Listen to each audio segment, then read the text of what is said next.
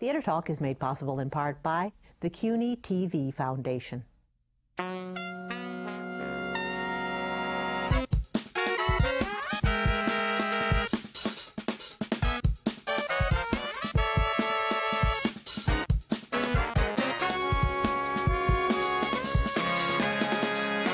When the moon is in the 7th house and Jupiter aligns with Mars, then peace will guide the planets and love will steer the stars.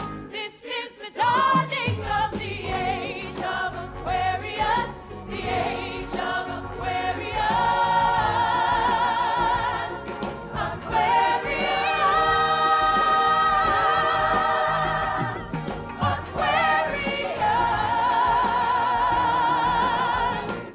From New York City, this is Theater Talk. I'm the show's producer, Susan Haskins. And I'm Michael Riedel of the New York Post. The Age of Aquarius has redawned. The wonderful musical from 1968, Hair, is being revived now on Broadway to tremendous success. And we're very pleased here at Theater Talk to have with us James Rado, who wrote the original lyrics and book for Hair and starred in it as Claude, Galt MacDermot, who wrote the wonderful score for Hair, and Gavin Creel, now starring on Broadway as Claude, the role that Jim originated back in 1968. Welcome all of you. Yes, and congratulations on the success of the show. Congratulations to this wonderful, newly relevant version of Hair. So I'm going to ask you, Jim, to start. Why in 2009 is Hair speaking so profoundly to audiences? I knew you were going to ask me that. All right. You decided not to prepare. So I'm gonna, I decided not to prepare. All right, don't prepare. But I was thinking last night, well, if I am asked that question, what is my answer now? And I saw something last night, and I can't remember what it was, but, oh, I know what it was, a production of 1984. Oh. And it's sort of the diametric opposite of Hair. Yes, it is, yeah. And I thought, you know, there is that type of mentality in the world that exists in 1984 and in our world, and I think Hair is a vital piece to remind us of what happened in the 60s. The thing that I'm most proud of is that we did capture that movement that happened at that You time. could make the case that had that movement, that spirit of the 1960s, that Hair captured, had that not happened, you could have had a 1984 world. You could have had a totalitarian world had you not had civil rights movement, women's rights movement coming out in the 60s, that really breaking away from sort of an older America at the time. I'm curious, Galt, can you take us back to the very, very beginnings of Hair? How did it come together? I mean, where did the idea come from? What's the first song you wrote? Well, the idea came from these guys, Jerry and Jim. And I met Jim first. Jerry didn't want to meet me. He wanted Jerry Jim. Ragney. Jerry Ragney. I don't remember that. Yeah. He didn't want to see me. He wanted Jim's opinion. So I met Jim. And then Where did we meet? At Nazi Heroes. Oh, yes. But you and Jerry Ragney had been working on Hair for quite a while before you met Galt. Oh, right? yes. We basically kind of finished a workshop. Piece. We had a script, and we needed the music for the lyrics. Yes. Which existed. Right. So we've been working on it for about two and a half years. Right. So wait a minute, you had no composer when you were writing a musical. That's correct. but I had dabbled in. I had done some musical shows myself in which I had actually composed music. So we were doing dummy melodies for the songs. We were kind of singing them. You know. What did you think of those dummy I melodies? used to take a day to forget them. I'd say I got to forget these melodies. But did you have the lyrics that now exist, Jim? Did Good Morning Starshine and The Dawning of Aquarius and you know? Yes, they were. You had all those there. Yes, yes. So this was really poetry that you and Jerry Ragney had written. Yes, but they were intended. They were structured as songs. Yes. They were to be sung. They were intended to be sung. What inspired you and Jerry Ragney to take on this piece about hippies in the first place?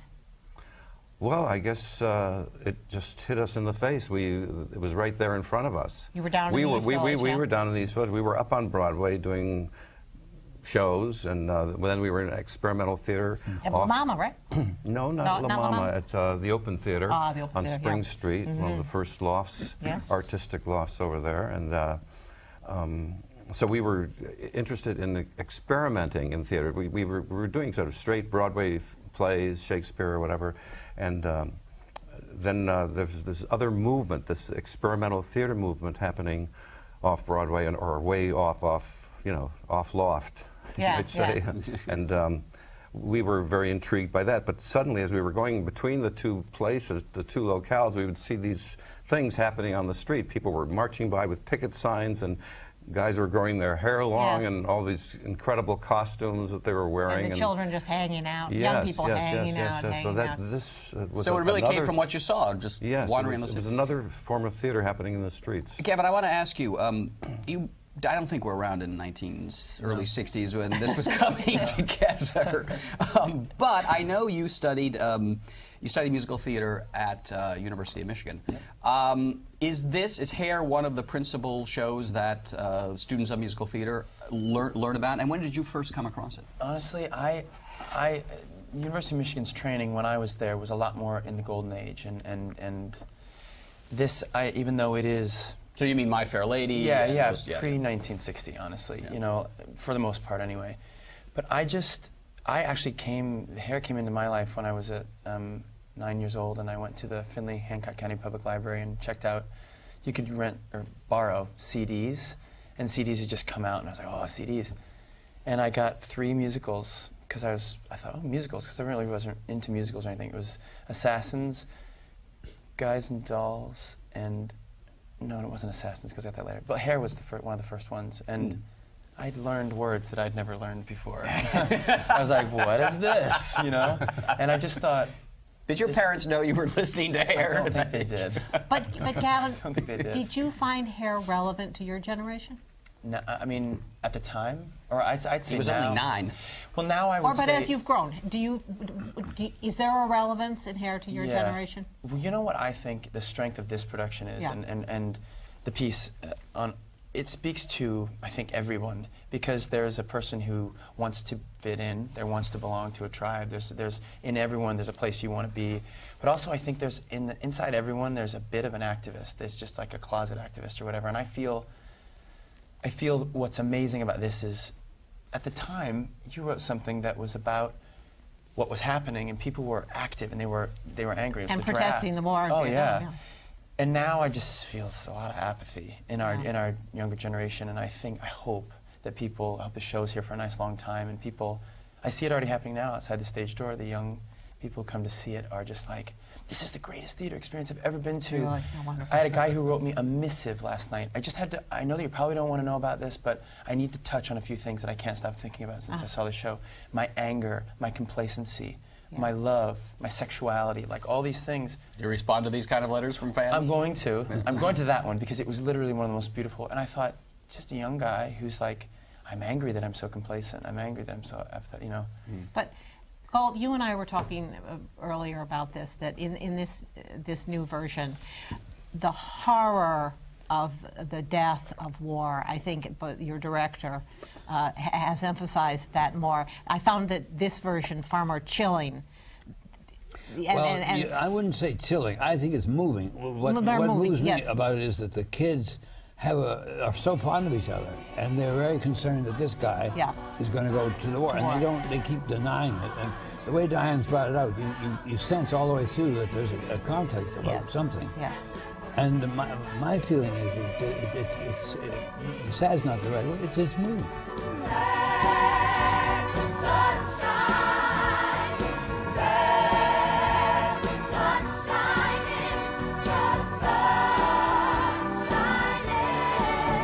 At the end of this version, and I saw it first in the park when they did it 2 years ago, I was weeping, and I was weeping because of the war in Iraq.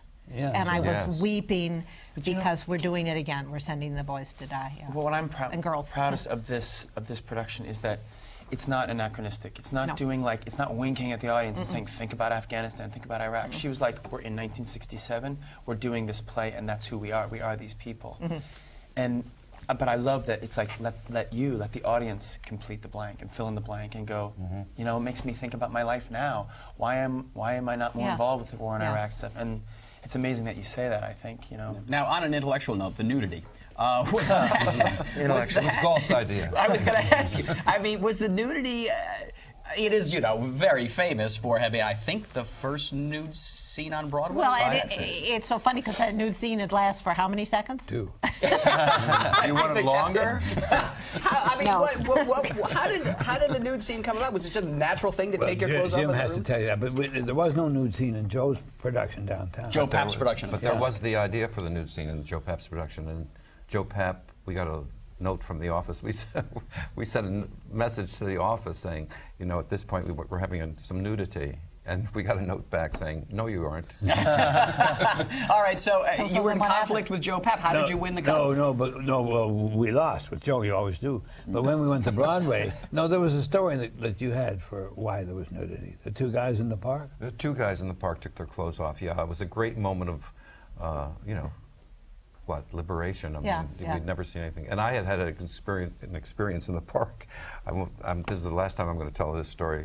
I don't think I've told it on TV, but I was, before I knew Jerry, before, you know, hair came to be, before the hippies came around, one day I was up in Central Park and I stretched out on a rock in the sun and took my shirt off, and I was laying there with my eyes closed, and suddenly I felt a club hit my shoe, and I looked up and it was a policeman saying, "Put your shirt back on."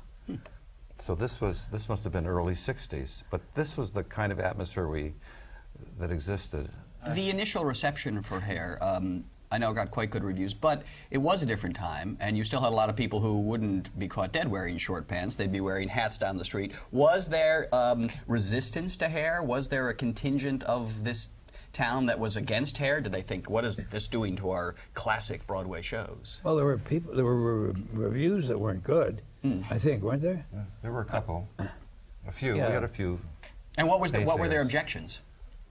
I never read those, but it was too freeform. A lot of people didn't like the music. I read one guy said the music doesn't deserve to be on the same stage as, you know, My Fair Lady and the Golden Age shows. But speaking of the, you know, because the Golden Age was just ending, but Galt, your score from Hair was really the last score out of which came several top 10 pop songs.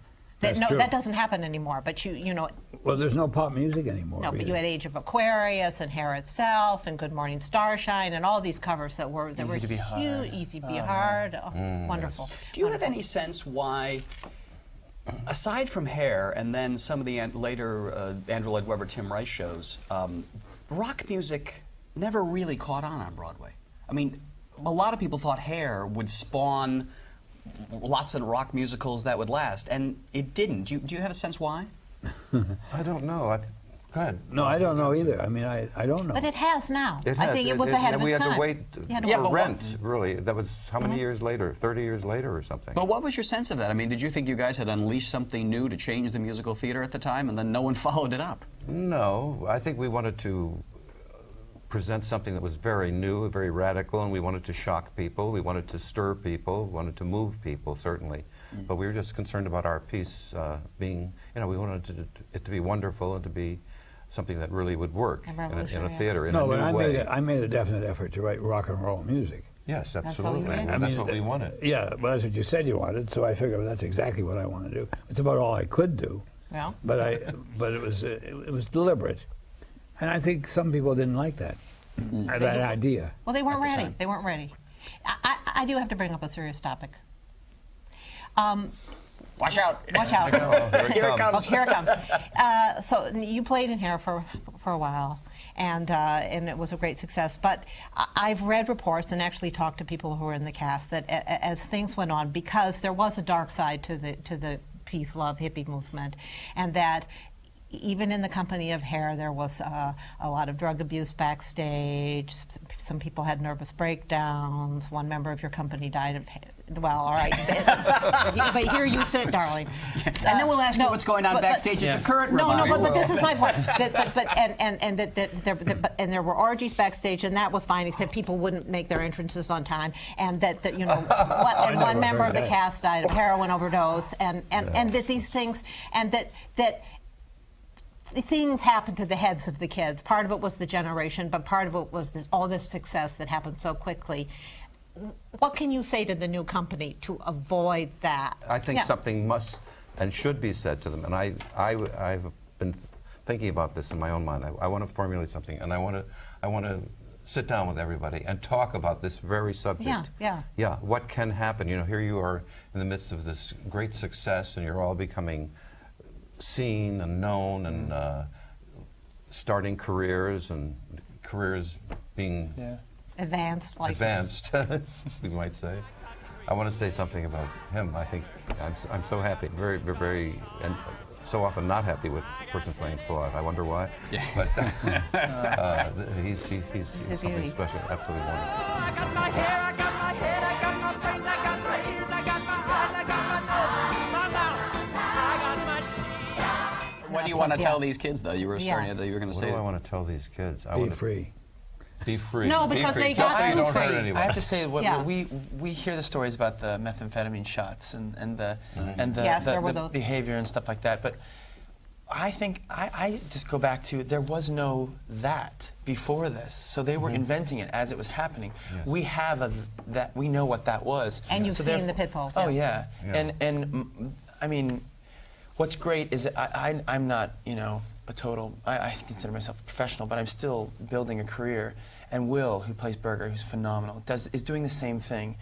And there's Megan Lawrence, for example, who's a veteran of the stage, and she plays the mother, and there are more people, forgive me, but there are enough of us that, like Will and I had a talk with the cast before we opened, as we were sitting in doing a drum circle on opening night. Like, it never happens like that. When the cast is bonded, we're always obsessed with getting the flowers and making sure everything's done. We had to sit down and we said, we savor this, because it doesn't happen like this in other shows I've been in. And Will said, pay attention to one another and take care of yourselves. And we keep reiterating that. So maybe it's been said already. Take care of yourself. Yeah, I think it's exaggerated. What you're saying, I never heard about orgies. Oh, no. I was playing the piano. I never heard an orgy. I've never heard an orgy. It was a quiet orgy. It was a really soft piano. You missed out on the fun, though. I guess I did, but I survived it. Indeed. No, but I did my research on this. I did my research on this. There are orgies backstage like Third of the Modern Millie. But they would miss their... That Harriet Harris was she's a wild lady. But they'd missed their entrances, and then there were stories that people didn't even know who was going to sing Aquarius until the curtain went up. Oh, wow. Yes. Yeah. Wow. Yeah, well, it's a very tiring, it's a very energetic show. It takes strength. Yeah. And people get worn out. They need methamphetamine. Well, but I guess, though, I mean, you guys are, as you say, it was a good point that they were experimenting in the 60s with this kind of behavior, with this sort of drug use, with breaking the boundaries. I'm glad to hear this about you and Will and people who... Oh, yeah, it's amazing. As a company member, like, one of my proudest things to do in any show, and now that I'm getting older, is by example, not by preaching, but to just live the way, or perform, and, you know, try to do as many shows as you can, and you know, if you get sick, try to get through them, and, you know, and then remind people you can't push, you can't live crazy, you can't go out all the time, you can't be drinking, you can't be talking. But at the time, if you hadn't been experimenting, I think it wouldn't have... There'd be no hair? I don't think hair would be what it is now. Yes. Well, I'm glad to hear you say that about doing shows, because I will say that there's a lot of talk around Broadway now of your generation. Oh, you totally. included, of course, that kids do not do the 8 performances a week anymore. They have a little sniffle, a little cold, and they don't show up. I got 2 chest infections in the first 6 weeks of the show, and it's terrible. You're sitting at home going, I could get through it. I hate missing the show. Good. But there's just, you know, we're human, and there's certain things you just can't get through. But I do think it is a problem, and I think it's something that hopefully will right itself, that the new generation will go. It's just an appreciation, I think, of like, you're on Broadway. Appreciation, people are dying to do this, and and using the word art. It's your art. Yeah. It's your art form, and you're successful in something, and you have to focus on that. So the only orgy at Hair is the one at the end of the show, when the audience comes up, and one of really the great moments happening on theater right now. You invite the audience from the to come up and just have a happening with you all. Yeah, it's the end of the episode. And was this ever in the show before, to invite the audience up? Yes, it began. It wasn't at the very beginning, but it evolved. On Broadway. On the original production? Yes, we had just one little rickety set of stairs in the middle. We only had a center aisle. Now we have two very grand staircases inviting the audience up. But it was just a little, and it suddenly happened. So it was something spontaneous originally, that people who were enjoying the show so much just wanted to come up on stage. They grabbed the people up It was a very small theater, you know, that little theater. The Biltmore Theater. About half the size of what we have now. All right, Gavin, a few celebrities who've you've danced with on that stage? Well, my favorite, Nancy Pelosi, she didn't dance. She had Secret Service, of course, all over the place. And they danced. Well, no, what's crazy is the girl who plays Chrissy, Allison Case, is gorgeous, redhead, beautiful spirit. At the end of the show, it's just Allison, so she just hugs people. She walks up and down the aisle and just hugs people, and they just hold on to her. She went to hug one of the Secret Service guys, and she didn't know, and he swatted her away. He was like, and she was like, and people around, you don't touch Secret Service. And she was like, well, then you don't get up on stage. Yeah. And Nancy This Pelosi, is what hair is fighting against. I know. Secret Service people swatting Hey, you actors. screw, stay off the stage. I know. Sorry, Grouchy. Nancy Pelosi. I do have to say that I was told this, I don't know if it's entirely true, but when Nancy Pelosi, she was like in the third row on the aisle, and where do I go at the end of the first act when people are taking their clothes off? And I'm standing, I sing the song, and I'm standing downstage on the stairs, and then everyone's here, this is the audience. And they said Nancy Pelosi, the entire song was just like, just looking at me the entire time. And they're all standing right here getting naked, and she was like, oh, that's like my mother. They just She came to see the show and she said, what nude scene? Because you didn't get nude. So, all right, now we might dance a little bit here. You guys have kindly agreed to play us a little something. Sure. And play and sing for us. And now we're going to get a little bit of hair. We're going to hear Where Do I Go? But I first want to introduce Vince McDermott, who is Galt's son, and you're playing in the band at the Revival right now. Yes, I am. Right. Thank you, Vince, for joining us. All right, gentlemen, take it away. Susan has promised me she's not going to remove her clothes, even if she gets really into it. Sorry, America.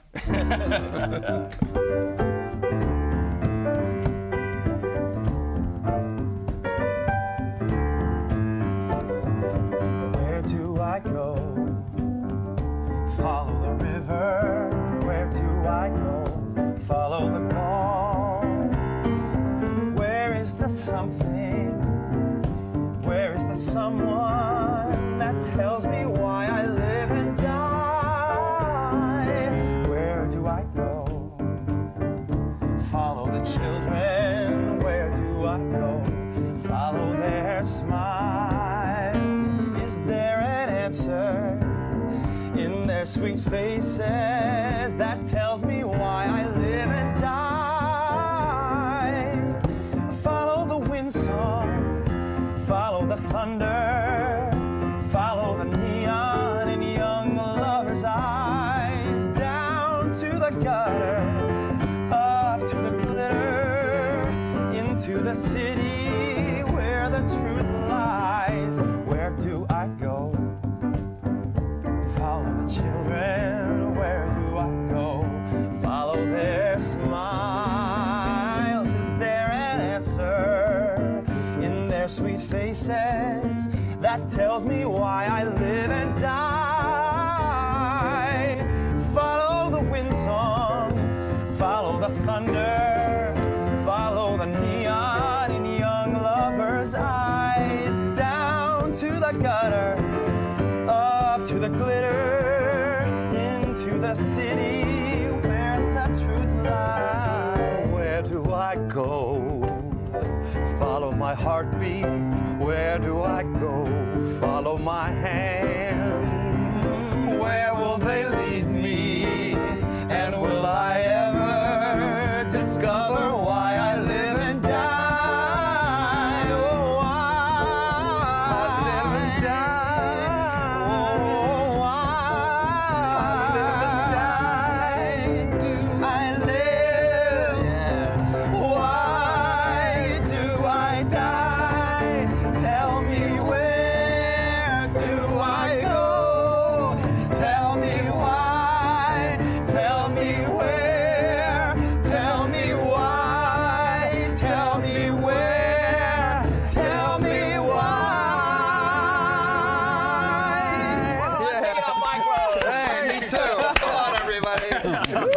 All right, the old hippie piece coming out with my friend. Good night, everybody. Galt MacDermot, Vince McDermott, Gavin Creel, thanks a lot, and Jimmy Rado. Hair on Broadway at the Al Hirschfeld Theater. Terrific revival.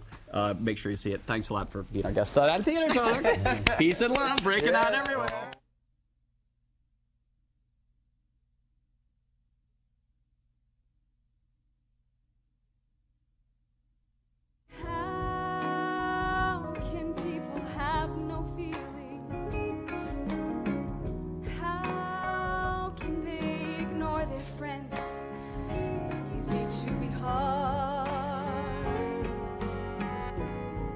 Easy to be cold.